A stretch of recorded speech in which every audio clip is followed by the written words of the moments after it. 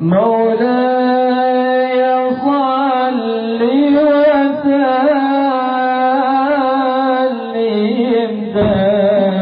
دائما أبدا الله الله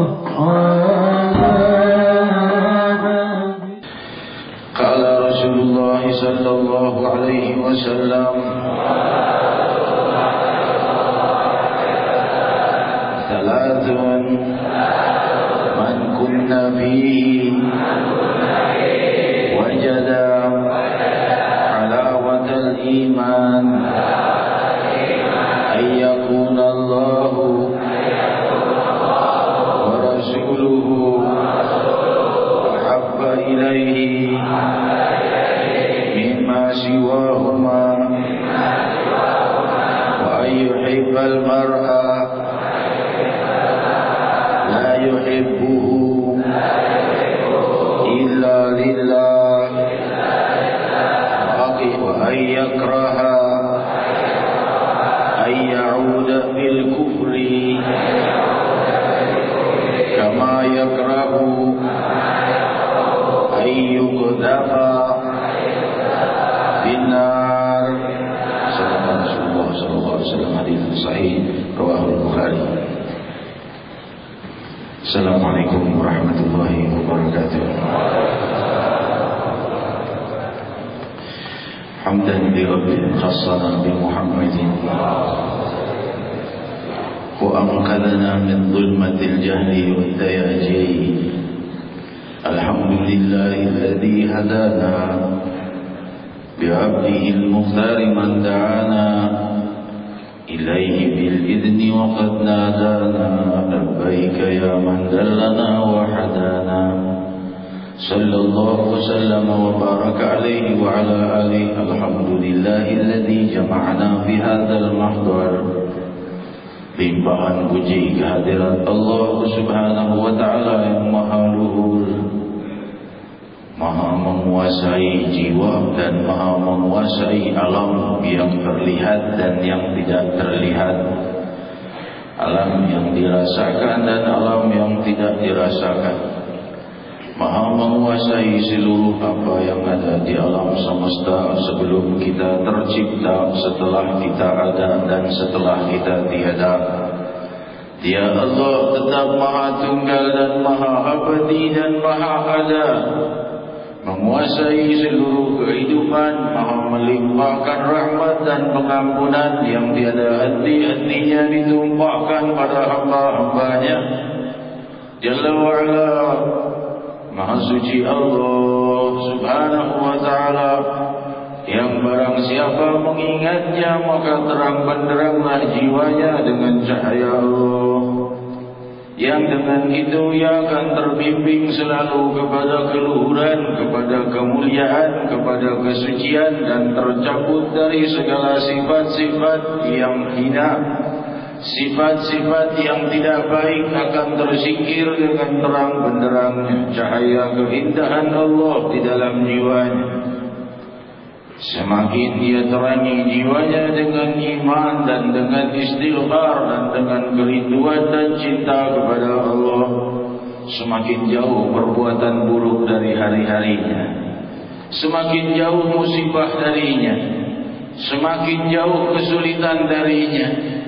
Hadirin hadirat, Sang Pembawa rahmatan lil alamin membawakan kepada kita semulia-mulia anugerah, seindah-indah derajat berupa kedudukan yang abadi, semulia-mulia tingkatan yaitu kedekatan kepada yang maha mencipta alam semesta.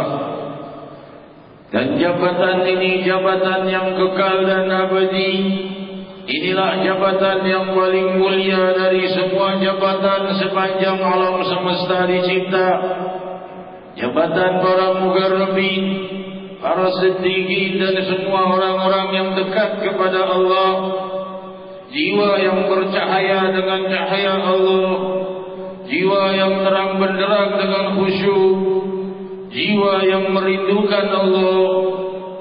Manusia hamba-hamba seperti inilah yang menjadi mercusuar dari rahmat ilahi bagi alam sekitar. Laula rijalun mu'minin wa nisa'un mu'minat lam ta'lamuhum man tadauhum fatusibukum ma'aratun ila akhiril ayat. Kalau bukan karena pria-pria mukminin dan wanita-wanita mukminat yang kalian tidak ketahui kemuliaan mereka di sisi Allah, law tazayyalu la'adzabna alladhina kafaru minhum 'adzaban alima. Seandainya mereka itu tiada, akan tumpah ruah musibah dan bala di atas permukaan bumi. Keberadaan jiwa yang bercahaya dengan cahaya Allah, keberadaan muslimin muslimat, pria dan wanita yang khusyuk, yang menjaga turunnya bala dan musibah di permukaan bumi. Demikian indahnya Allah memperindah keadaan alam dengan keberadaan mereka.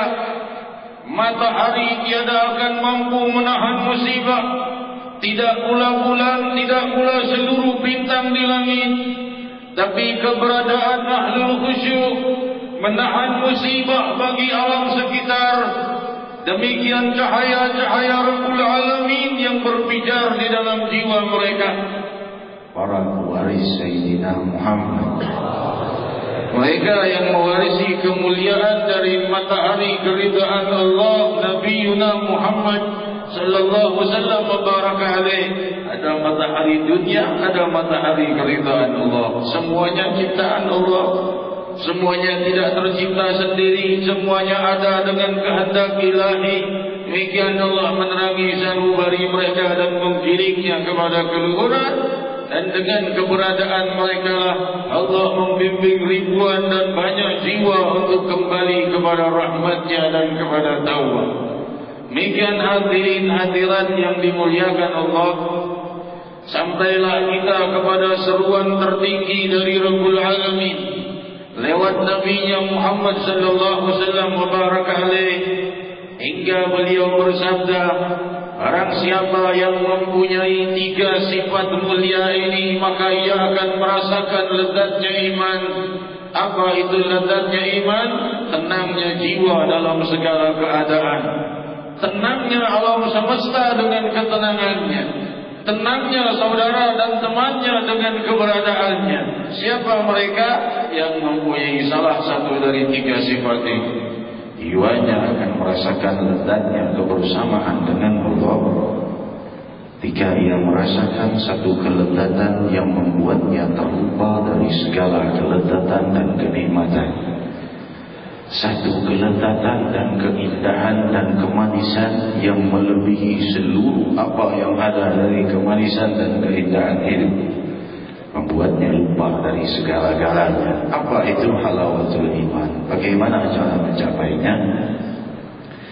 Ada 3 kelompok orang. Di antaranya adalah orang yang mencintai Allah dan Rasul melebihi daripada segala-galanya. Cintanya kepada Allah dan Rasul melebihi cintanya kepada yang lain. Orang yang seperti ini akan merasakan lezatnya iman, akan merasakan lezatnya dekat dengan Allah, akan merasakan betapa tiada berartinya seluruh warna, seluruh bentuk dan sifat dibanding yang maha agung dan maha indah Allah, yang tidak tercapai dengan penglihatan, tidak pula terjangkau dengan pendengaran, tidak pula tersentuh dengan sentuhan. Jauh tanpa jarak dan dekat tanpa jarak, dekat tanpa sentuhan, jauh tanpa jarak, yaitu Allah subhanahu wa ta'ala. Seindah-indah zat yang menciptakan seluruh keindahan dan memberikan butir-butir kelezatan di dalam jiwa hamba-hambanya, yang mencintai Allah melebihi segala-galanya. Allah dan Rasul, tidak ada yang lain yang lebih mereka cintai daripada Allah dan Rasul. Sebenarnya kalau kita memahami dan mendalami rahasia kelembutan Allah, sudah pasti kita tidak akan mencintai sesuatu lebih dari Allah dan Rasul. Karena Allah dan Rasulullah yang paling baik kepada kita, melebihi semua yang baik kepada kita. Allah subhanahu wa ta'ala sudah memberi kita segala-gala anugerah, dan kita masih terus bersalah, dan Dia Allah masih terus memberi. Di atas itu masih tawarkan pengampunan atas dosa dan kesalahan. Inilah yang terbaik dari yang semua yang baik. Ya ibadi, innakum tukhti'una bil-laili wan-nahar wa ana aghfiru dhunuba jami'a. Wahai hamba-hambaku, kau itu berbuat dosa siang dan malam, dan aku menghapus dosa. Fastaghfiruni aghfir lakum. Wahai hamba-hambaku, beristighfarlah, mohon pengampunan padaku, ku ampuni dosa-dosa kalian. Lebih dari itu, Allah bukan menjanjikan pengampunan saja bagi mereka yang telah bertaubat kepadanya, tapi Allah mengatakan illal ladzina amanu wa amilus shalihat badalallahu sayyi'atuhum bil hasanat. Orang-orang yang beriman dan beramal saleh itu, setelah mereka bertaubat dari dosa-dosanya, apa yang Allah berikan jika mereka mau taubat kepada Allah? Badalallahu sayyi'atuhum hasanat. Ini anugerah yang sangat luar biasa, jarang diketahui orang. Badalallahu sayyi'atuhum hasanat itu bukan dihapus dosanya, dosanya dibalik menjadi pahala. Kalau ia mempunyai 10 gunung dosa, 10 gunung dosa itu dirubah oleh Allah menjadi 10 gunung pahala. Untuk siapa? Orang yang bertaubat kepada Allah. Tidak cukup minta pengampunan saja, tapi ia berjanji pada Allah untuk tidak ingin kembali melakukan dosa yang pernah ia perbuat. Orang yang seperti itu Allah ganti semua tumpukan dosanya menjadi tumpukan pahala. Seakan-akan tumpukan gunung bara api yang akan membakarnya diganti oleh Allah menjadi gunung-gunung emas yang akan menyertainya kelak. Demikian yang maha lembut dan maha baik kepada kita. Ya ibadi, law anna awalakum innakum lan tablughu dhurri fatadurruni wa lan tablughu naf'i fatanfa'uni. Wahai hamba-hambaku, kalian semua ini tidak akan bisa membawa manfaat kepadaku, kata Allah, dan tidak akan pernah pula bisa membawa mudarat padaku. Ya ibadi, law anna awalakum wa akhirakum wa insakum wa jinnakum kanu ala atqa qalbi rajuli wahidin minkum ma zada dhalika min mulki syai'a. Wahai hamba-hambaku, jika berkumpul jin dan manusia di antara kalian seluruhnya, yang pertama hingga yang terakhir, semuanya mempunyai hati yang baik dan takwa, tidak bertambah kerajaanku sedikit pun. Ya ibadi, law anna awalakum wa akhirakum wa insakum wa jinnakum kanu ala afjari qalbi rajuli wahidin minkum ma naqasa dhalika min mulki syai'a. Wahai hamba-hambaku, jika berkumpul kalian seluruh jin dan manusia, yang pertama hingga yang terakhir, semuanya berada di dalam hati yang jahat, perbuatan yang buruk, tidak berkurang kerajaanku sedikit pun. Demikian Maharaja alam semesta subhanahu wa ta'ala, yang dengan itu dia menawarkan pengampunannya atas setiap kesalahan. Ditawarkan sebelum hambanya meminta. Sebelum hambanya tahu bahwa dirinya punya kesalahan dan butuh minta maaf, dia sudah kenalkan maafnya sebelum kita minta maaf. Dan dia Allah subhanahu wa ta'ala tidak cukup kita taat dan kita diberi apa-apa di dunia saja, disiapkan pula kebahagiaan di yaumul qiyamah. Inilah yang maha baik, dan tidak akan pernah ada yang bisa memberi kita surga selain Allah. Dan Allah subhanahu wa ta'ala menjadikan kebaikan pada diri makhluknya satu sama lain. Hewan punya kebaikan, ibunya hewan punya kebaikan pada anaknya, ayahnya hewan. Demikian pula manusia satu sama lain, saling kekasihnya satu sama lain. Tapi Allah ciptakan yang paling baik dari semua makhluknya adalah Sayyidina Muhammad Sallallahu Alaihi Wasallam, karena tidak ada orang yang paling baik yang mau menolong pendosa di hari kiamat. Semua orang baik undur diri dari dosa. Mau jadi teman, mau jadi kawan, mau jadi saudara, mau kenal, asal jangan bicara dosa. Di dunia kita bisa kenal dan dekat dengan orang yang banyak dosa, tapi di akhirat setelah melihat kobaran api neraka, idza ulqu fiha sami'u laha syahiqa wa hiya tafur. Jika turun hamba-hamba yang dimasukkan ke dalam api neraka itu, terdengar jeritan dan rolongan mereka dan api itu bergemuruh. Di saat itu hadirin-hadirat semuanya mundur untuk kenal dengan pendosa. Kalau kenal dengan temanmu ini tidak kenal, ini ayahmu tidak tahu, ini ibumu tidak tahu, sama ia pendosa. Kecuali Nabi kita Muhammad sallallahu alaihi wasallam dijanji umatnya, anta sahibi, anta sahibi, anta sahibi. Demikian riwayat Imam Ibnu Hajar dalam kitabnya Fathul Bari bisyarah Sahih Bukhari. Rasul mengenali seluruh umatnya dan berkata pada umatnya, engkau orang yang umatku, engkau umatku sallallahu alaihi wasallam wa baraka alaihi wa alihi. Maka memang yang paling pantas dicintai adalah Allah dan Rasul.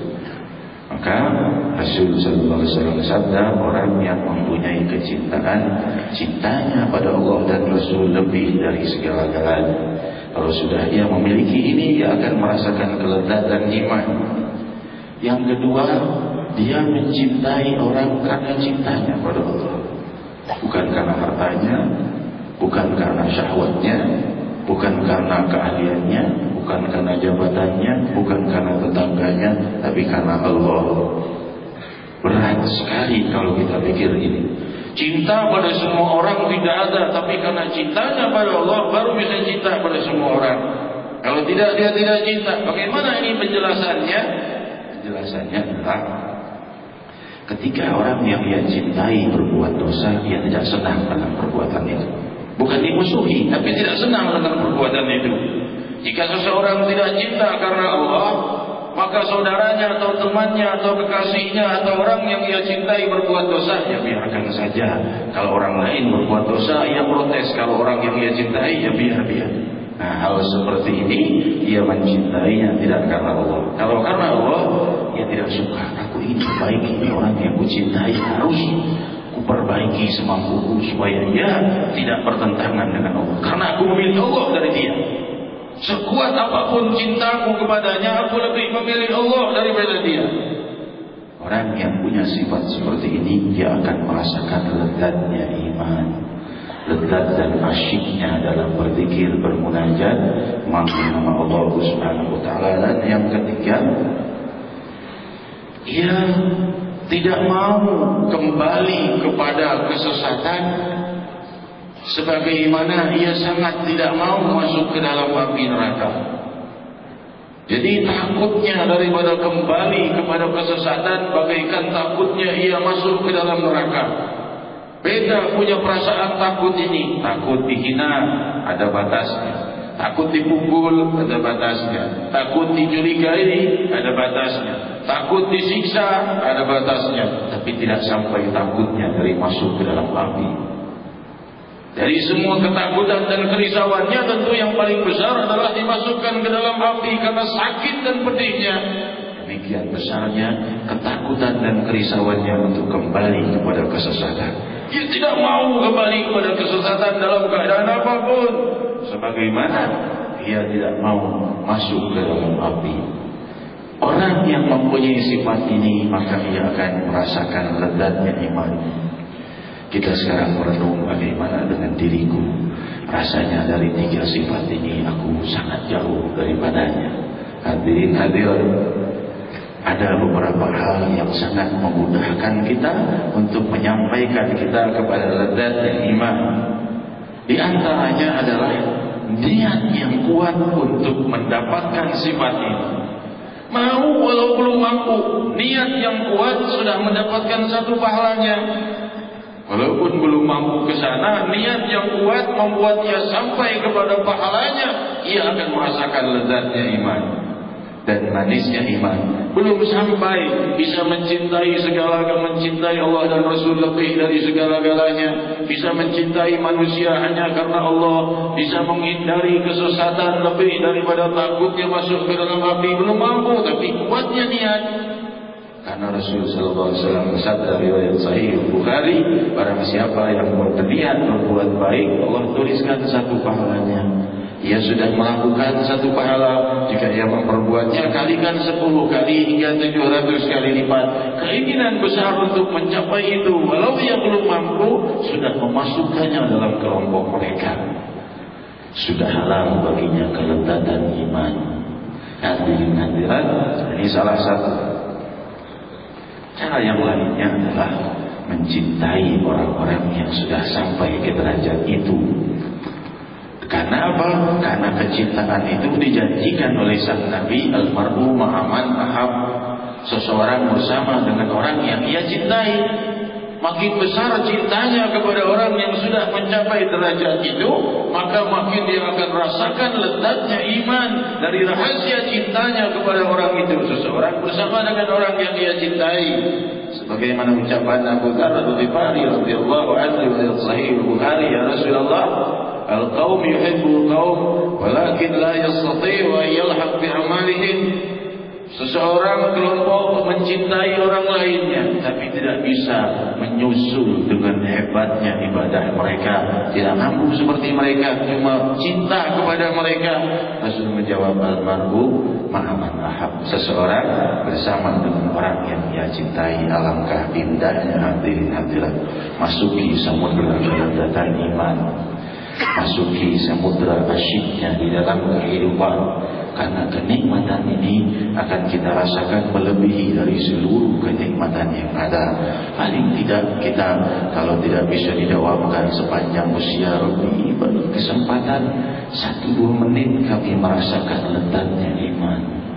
Dalam kehidupan kami ini, paling tidak 1-2 sujud kami merasakan kami sangat dekat dengan kasih sayang dan kelembutan-Mu. Demikian hadirin hadirat indahnya doa dan munajat almarhum ma'aman ahab. Seseorang bersama dengan orang yang dia cintai. Beruntung orang yang mencintai Sayyidina Muhammad sallallahu alaihi wasallam.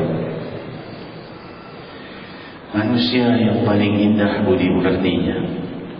Diriwayatkan dalam Sahih Bukhari bagaimana Rasul sallallahu alaihi wasallam selalu mencari cara yang indah dalam bermuamalah. Ketika bertamu kepada beliau beberapa orang Yahudi datang kepada Rasul, kalimat pertama yang mereka ucapkan adalah Assalamualaikum. Kecelakaan untuk wahai Muhammad. Beda antara assalam dengan assam. Kalau tidak pakai lam, tidak pakai l, assam itu kehinaan dan kecelakaan artinya. Orang-orang Yahudi bertamu kepada Rasul sallallahu alaihi wasallam, kalimatnya bukan assalamualaikum tapi assalamualaikum. Kecelakaan dan kehinaan semoga terlimpah untukmu ya Muhammad. Rasul menjawab, waalaikum. Sayyidatuna Aisyah radhiyallahu anha, istri Rasul Ummul Mukminin, mendengar dari belakang ini orang mendoakan kehinaan dan kecelakaan bagi Nabi. Tamu datang, bukan Rasul yang datang kepada Rasul sudah ucapan seperti itu. Dijawab oleh Sayyidatuna Aisyah, Assalamualaikum waalaikumul la'nah. Kecelakaan, kehinaan untuk kalian dan laknat untuk kalian. Rasul sallallahu alaihi wasallam menjawab, ya Aisyah, innallaha yuhibbur rifq fi kulli amr. Allah itu lebih senang kasih sayang dalam segala hal. Aisyah berkata, ya Rasulullah, awalam tasma' ma qalu? Ya Rasulullah, kau tidak dengar ucapan mereka? Rasul menjawab, aku sudah jawab, wa'alaik. Juga untuk kalian, kalian mendoakan kebaikan, balik kepada kalian, kalian mendoakan kejahatan, balik kepada kalian sendiri. Demikian kalimat ini, wallahu yuhibbur rifq fi kulli amr. Allah menyukai kasih sayang dalam segala hal. Disinilah hadirin hadirat kita lihat tuntunan Nabi kita Muhammad sallallahu alaihi wasallam selalu di dalam kelembutan dan kasih sayang dalam segala hal, bahkan dalam peperangan. Di dalam jihad fisabilillah, kelembutan dijalankan oleh sang Nabi. Belum pernah ada peperangan selembut cara peperangan muslimin. Tidak boleh memukul wajah, tidak boleh menyerang orang yang tidak bersenjata, tidak boleh memukul wanita dan anak-anak, Demikian banyaknya peraturan-peraturan di dalam Islam ini di saat berperang. Perang itu ternyata bukanlah luapan emosi, tetapi juga menahan diri dari kemarahan dan juga berkasih sayang. Sehingga Rasul sallallahu alaihi wasallam melarang memukul wajah. Kalau senjata musuh sudah jatuh, tidak boleh diserang lagi. Kalau musuh mengucap syahadat, tidak boleh diteruskan. Sampai ketika Sayyidina Ali bin Abi Thalib karramallahu wajhah telah mengangkat pedangnya ketika musuhnya setelah berhasil dirobohkan dan dia diludahi wajahnya. Musuhnya dalam hatinya, ya sebelum aku mati dibunuh oleh Ali bin Abi Thalib, biar aku ludahi dulu wajahnya. Malah Sayyidina Ali mundur dan meninggalkan orang itu. Sahabat berkata, ya Ali, idribu. Wahai Ali, sudah tinggal satu pukulan lagi. Sayyidina Ali berkata, aku risau nanti ada tercampur emosi di dalam perbuatan. Ini hadirin bukan kita. Kalau kita barangkali bisa ada emosi masih, tapi kalau orang semacam Sayyidina Ali bin Abi Thalib karramallahu wajhah, tarbiyah Nabi dan beliau adalah babul ilm, masih risau ada sebutir emosi merusak pahala jihadnya, sehingga meninggalkan orang yang meludahi wajahnya dan beliau mundur takut tercampur sedikit niat yang kurang baik, yaitu emosi di saat dia melawan musuhnya.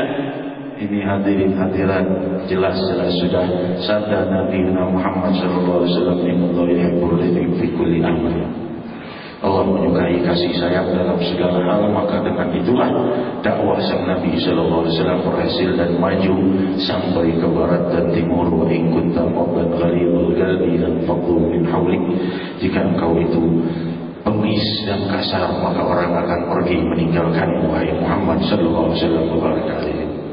Hadirin hadirat yang dimuliakan Allah, diriwayatkan dalam Sahihul Bukhari ketika Rasul sallallahu alaihi wasallam bercerita, diriwayatkan oleh Abdullah radhiyallahu anhu, aku mendengar Nabi sallallahu alaihi wasallam bercerita bahwa ada nabi dari di antara para nabi, ketika ia di dalam peperangan, ia diserang sampai luka wajahnya.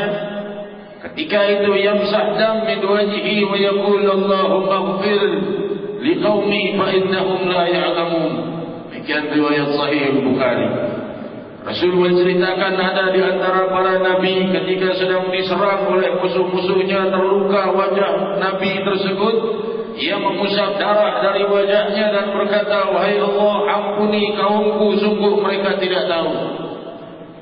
Al-Imam Qurtubi di dalam tafsirnya dinukil oleh Al-Imam Ibn Hajar di dalam kitabnya Fathul Bari di syarah Sahih Al-Bukhari menjelaskan bahwa nabi dari antara para nabi yang diceritakan oleh Nabi Muhammad sallallahu alaihi wasallam itu adalah Nabi Muhammad sallallahu alaihi wasallam sendiri. Karena apa? Karena belum pernah terlukis dan teriwayatkan ada nabi yang berbuat seperti itu, terkecuali Nabi Muhammad sallallahu alaihi wasallam.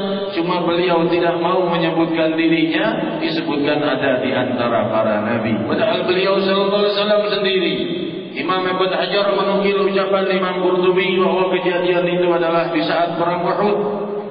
Di saat riwayatkan di dalam Sahihul Bukhari bahwa di saat itu Rasul sallallahu alaihi wasallam terkena panah besi sampai menembus rahangnya dan darah mengalir. Nabi sallallahu alaihi wasallam menadahi darah itu jangan sampai menetes ke bumi. Para sahabat berkata, ya Rasulullah, kita obati dulu ini yang di wajahmu, jangan pikirkan darah yang menetes. Diriwayatkan oleh Imam Ibn Hajar mensyarah hadis ini, Rasul berkata, kalau ada setetes darahku yang jatuh ke bumi, Allah akan tumpahkan bala pada mereka. Orang yang memerangi sang Nabi, kalau sampai darah beliau tumpah dari wajah ini menetes ke bumi, Allah turunkan bala.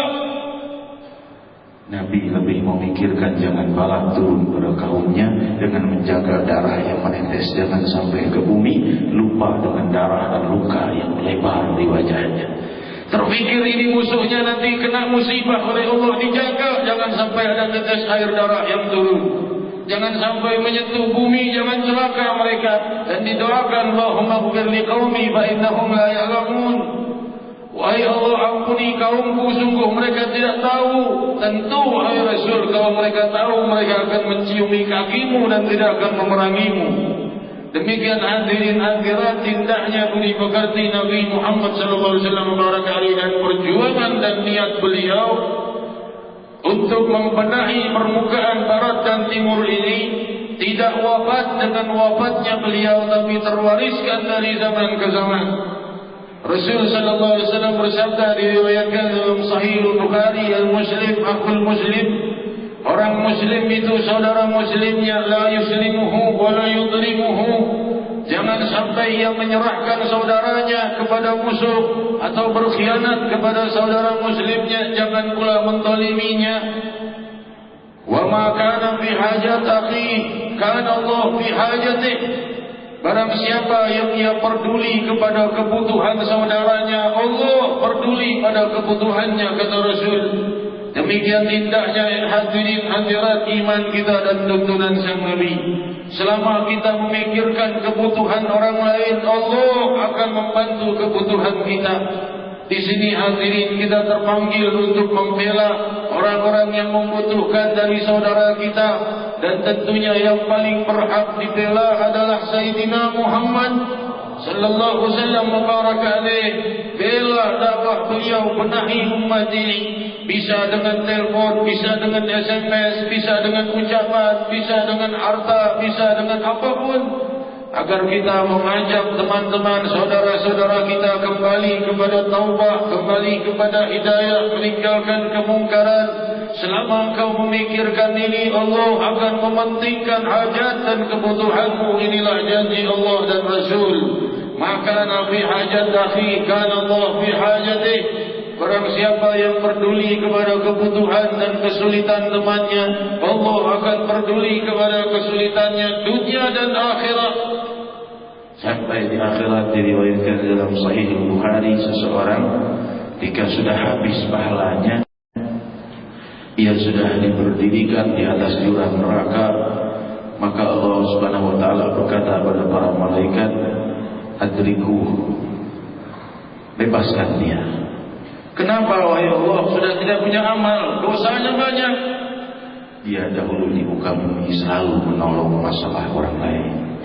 Aku malu untuk menjatuhkannya ke dalam kehinaan, karena dia selalu menolong orang lain. Aku lebih berhak untuk menolong orang lain, dan aku menolongnya.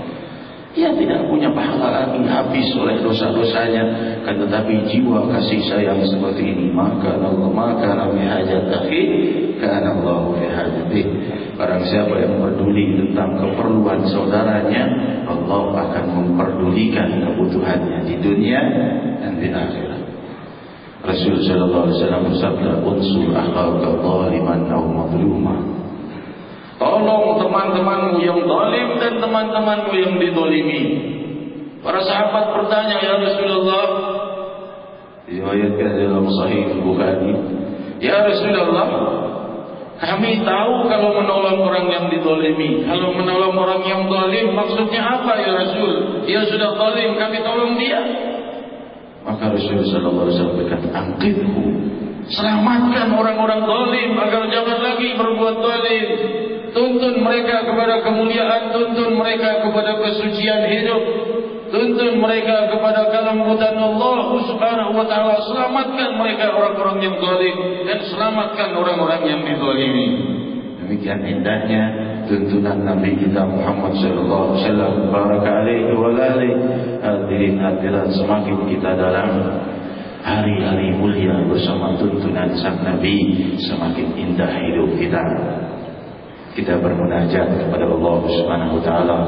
Semoga Allah Subhanahu wa taala menerangi jiwa kita dengan kelezatan iman, dengan manisnya iman. Ya Rahman ya Rahim, tangan-tangan penuh dosa ini terangkat ke hadirat-Mu, meminta dan mengemis kepadamu yang Maha Luhur. Ya Allah, ya Rahman ya Rahim, jadikan kami orang-orang yang mencintai-Mu dan mencintai Nabi-Mu lebih dari segala-galanya. Rabbi, paling tidak 1 kejap, 2 kejap Kau rasakan pada kami kelezatan iman. Kau rasakan kepada kami lezatnya menyebut nama-Mu. Kau rasakan pada kami lezatnya kebersamaan dengan-Mu, hingga kami terlupakan dari seluruh kenikmatan dan seluruh masalah ketika kami sedang menyebut nama-Mu. ketika bibir kami bergetar memanggil nama-Mu. Rabbi ya Rahman ya Rahim, inilah dosa-dosa dan Kaulah yang Maha mengampuni. Tiada yang mengampuni terkecuali Engkau, dan Engkau telah berlemah lembut pada kami, menghadirkan kami di majlis dan perkumpulan mulia ini, dan siap melimpahi rahmat dan inayah kepada kami setelah kami selesai dari majlis ini. Ya Rabb, wahai nama yang Maha Dermawan, wahai nama yang Maha Pemurah, wahai nama yang Maha Baik, wahai nama yang Maha menyejukkan semua jiwa, tenangkan jiwa kami dalam kehidupan yang sementara ini, dan tenangkan hari-hari kami dan juga malam kami, dan sampai kami wafat, jadikan selalu ketenangan dan kesejukan iman bersama kami. Ya Rahman ya Rahim, ya Dzal Jalali wal Ikram, ya Dzal Tawli wal In'am. Faqulu jami'an ya Allah ya Allah ya Allah ya Allah ya Allah ya Allah ya Allah ya Allah ya Allah ya Allah ya Allah ya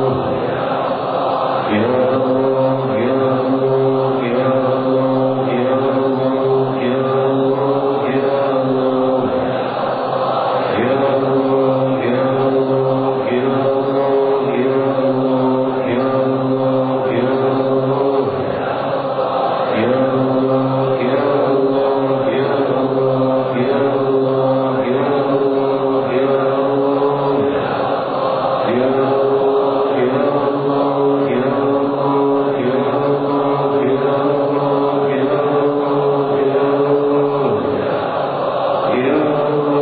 Allah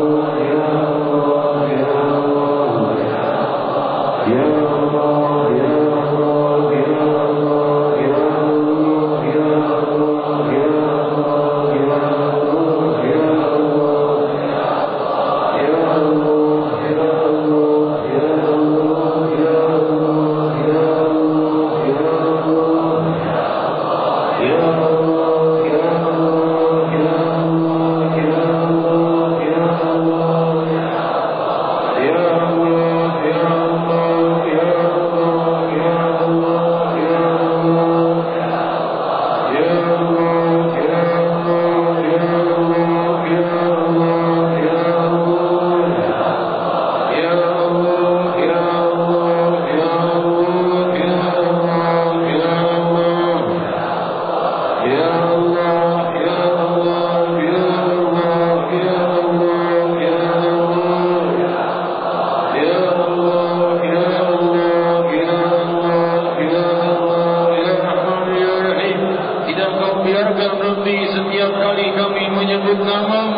terkecuali kau semakin dekatkan kami ke hadirat-Mu, terkecuali kau makin jatuhkan dosa-dosa kami, kecuali kau perbanyak kedermawanan dan rahmat dan anugerah.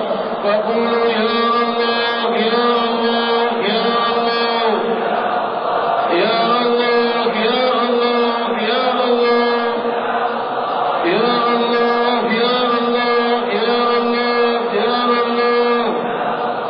ya Allah, ya Allah, ya Allah, ya Allah, ya Rahman ya Rahim, dosa-dosa kami, ya Rahman ya Rahim, kami mengaku bersalah, ya Rahman ya Rahim, kesalahan kami, ya Rahman ya Rahim, api neraka, ya Allah, ya Allah, ya Allah, ya Allah, ya Allah, ya Allah, ya Allah, ya Allah, ya Allah, ya Allah, ya Allah, ya Allah.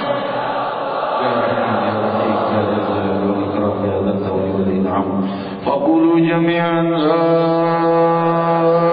إله إلا الله.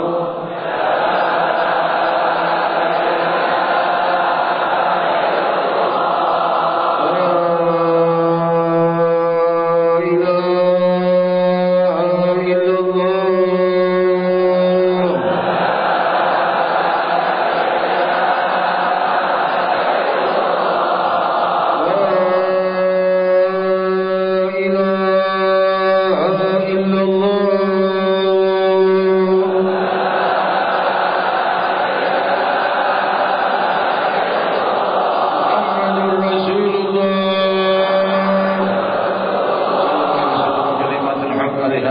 عليها وعليها نموت وعليها نبعث إن شاء الله تعالى من الآمنين. الله سبحانه وتعالى berfirman الذين آمنوا وتطمئن قلوبهم بذكر الله. Orang-orang yang beriman akan tenang jiwa mereka dengan menyebut nama Allah. Ala bidzikrillah tatma'innul qulub.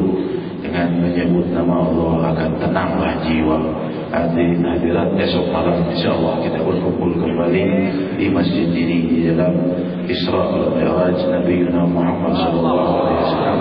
Kita akan baca ya Allah sebanyak 1000 kali dan insyaallah persiapkan malam ini hingga esok berbanyak zikir dan doa hingga esok malam jiwa kita benar-benar terang benderang menerima cahaya anugerah dan cahaya keberkahan di dalam zikrullah. Wassallallahu wasallam ala nabiyina Muhammadin wa alihi wasallam. Alhamdulillahirabbil alamin. Assalamualaikum warahmatullahi wabarakatuh.